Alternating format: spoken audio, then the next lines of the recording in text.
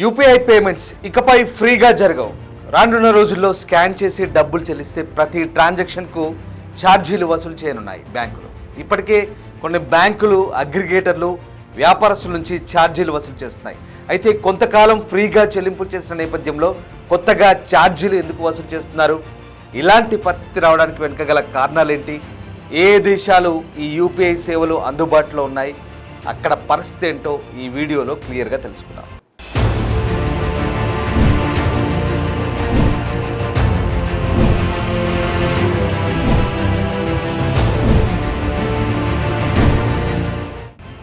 UPI payments గురించి తెలియని వారు ఉన్నారు.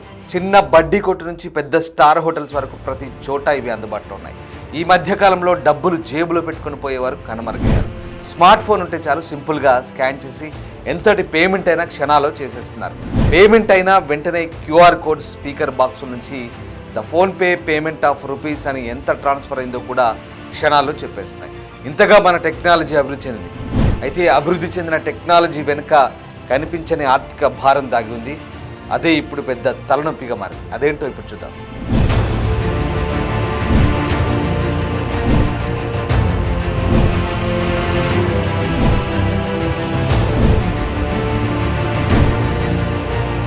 సాధారణంగా మనం క్యూఆర్ కోడ్ స్కాన్ చేసిన వెంటనే 5 నుంచి 10 సెకండ్లలోగా డబ్బులు మన అకౌంట్ నుంచి ట్రాన్స్ఫర్ అవుతాయి. ఇలా ట్రాన్స్ఫర్ అవడం వెనుక చాలా పెద్ద ప్రాసెస్ ఉంటుంది. ప్రస్తుతం మనం ఫోన్పే, గూగుల్ పే లేదా ఇతర యూపీఐ ఐడీల ద్వారా ట్రాన్సాక్షన్స్ చేసి డబ్బులు ట్రాన్స్ఫర్ చేస్తూ ఉంటాం. అందులో ఐసిఐసిఐ, ఎస్బీఐ, హెచ్డిఎఫ్సి, యాక్సిస్ వంటి బ్యాంకులు వీటిని నిర్వహిస్తున్నాయి. అందుకే మన యూపీఐ ఐడి చివర ఓకే ఎస్ఐబి, ఓకే ఐసిఐసిఐ అని ఉంటుంది. ఇకపోతే ఈ యూపీఐ పేమెంట్ ప్రాసెస్ గురించి ఇప్పుడు క్లియర్గా చూద్దాం. ఉదాహరణకు మనం చిన్న కొట్టులో వెళ్ళి చాక్లెట్ కొనుక్కొని స్కాన్ చేసి 10 రూపాయలు పేమెంట్ చేసాం అనుకుందాం. ఆ డబ్బులు మన ఫోన్పే, గూగుల్ పే అగ్రిగేటర్ సంస్థల ద్వారా కట్ అవుతాయి. ఆ అగ్రిగేట్ సంస్థలు గూగుల్ సంస్థకు మెయిల్ ద్వారా సమాచారం చేరవేస్తుంది. ఆ సమాచారాన్ని గూగుల్ తిరిగి ఎన్పిసిఐ అనగా నేషనల్ పేమెంట్ కార్పొరేషన్ ఆఫ్ ఇండియాకు తెలియజేస్తాయి. ఈ ఎన్పిసిఐ వెంటనే మనం పేమెంట్ చేస్తున్న బ్యాంకుకు నోటిఫికేషన్ ఇస్తుంది. మీ బ్యాంకుకు సంబంధించిన కస్టమర్ ఫలానా షాప్లో ఇంత పేమెంట్ చేయాలని అనుకుంటున్నాడు అంటూ సంబంధిత బ్యాంకు సమాచారం ఇవ్వగానే బ్యాంకులు మన అకౌంట్ నుంచి అంతే మొత్తంలో డబ్బులు ఆ వ్యాపారస్తుడి అకౌంట్కు ట్రాన్స్ఫర్ చేస్తుంది. ఈ ప్రాసెస్ మొత్తం పూర్తయిన తర్వాత బ్యాంక్ అకౌంట్ హోల్డర్తో సహా వ్యాపారస్తుడికి మెసేజ్ రూపంలో అకౌంట్ బ్యాలెన్స్ వివరాలు తెలియజేస్తుంది. ఇక్కడ కస్టమర్ ది ఎస్బీఐ బ్యాంక్ అనుకుంటే వ్యాపారస్తుడిది ఐసిఐసిఐ బ్యాంక్ అనుకున్నాం. ఈ ప్రాసెస్లో మొదట ఎన్పిసిఐ, ఎస్బీసీఐకి సమాచారం ఇస్తుంది. ఆ సమాచారం ఆధారంగా ఐసిఐసిఐ బ్యాంక్ ఖాతాలోకి డబ్బులు జమ చేస్తుంది. ఇకపోతే ఈ మొత్తం ప్రక్రియలో ప్రతి ట్రాన్సాక్షన్కు సక్సెస్ఫుల్గా అయిందని ఒక మెసేజ్ కూడా వస్తుంది. ఈ మెసేజ్ వచ్చేలా మెయింటెనెన్స్ చేసేందుకు బ్యాంకులకు 12 పైసలు ఖర్చు అవుతుంది. ఇది నిరంతరం జరిగే ప్రక్రియ. రోజుకు కొన్ని లక్షల ట్రాన్సాక్షన్స్ ద్వారా కోట్ల రూపాయలు ఒక బ్యాంక్ నుంచి మరొక బ్యాంకు బదులవుతుంటాయి. ఇలా జరిగిన ప్రతి ట్రాన్సాక్షన్స్కు టెక్స్ట్ మెసేజ్ రూపంలో బ్యాంకులు సమాచారం ఇస్తాయి. వీటి నిర్వహణ కోసం ప్రతి పేమెంట్ మొత్తంలో బ్యాంకులపై దాదాపు 70%, పేమెంట్ యాప్స్పై 25%, ఎన్పిసిఐపై, గేట్వేస్పై 10% వరకు భారం పడుతుంది.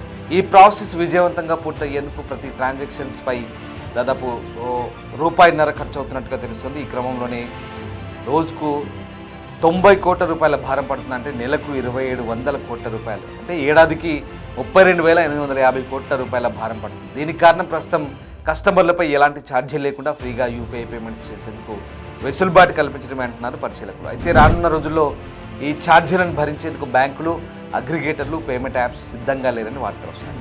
ఈ క్రమంలోనే మర్చెంట్ లేదా కస్టమర్పై ఛార్జీలు విధించే అవకాశం ఉందని భావిస్తున్నారు కొందరు ఆర్థిక నిపుణులు. ఇలా ఇద్దరి మధ్య ఈ ఛార్జీల చెల్లింపు ఒప్పందం కుదరకపోయినా, సుముఖత చూపించకపోయినా యూపీఐ పేమెంట్స్ నిలిచిపోయే అవకాశం ఉంటుందని భావిస్తున్నారు బిజినెస్ ఎక్స్పర్ట్స్.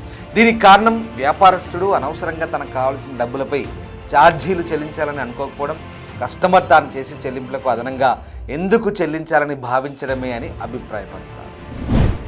భారత్తో పాటు US, UK, Singapore, Australia, China వంటి దేశాలు కూడా ఈ యూపీఐ పేమెంట్స్ను పెద్ద ఎత్తున అందుబాటులోకి తెచ్చాయి.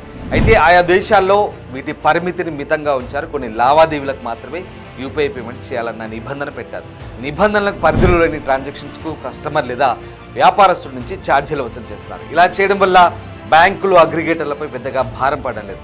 అదే భారత్లో తొలుత ఈ యూపీఐ పేమెంట్స్ లిమిటెడ్ ట్రాన్సాక్షన్స్పై తీసుకొచ్చినప్పటికీ డిజిటల్ పేమెంట్స్పై పెరిగిపోవడంతో ప్రతి ఒక్కరూ చిన్న మొత్తంలో డబ్బులు చెల్లించాలన్న ఈ యూపీఐపై ఆధారపడుతున్నారు.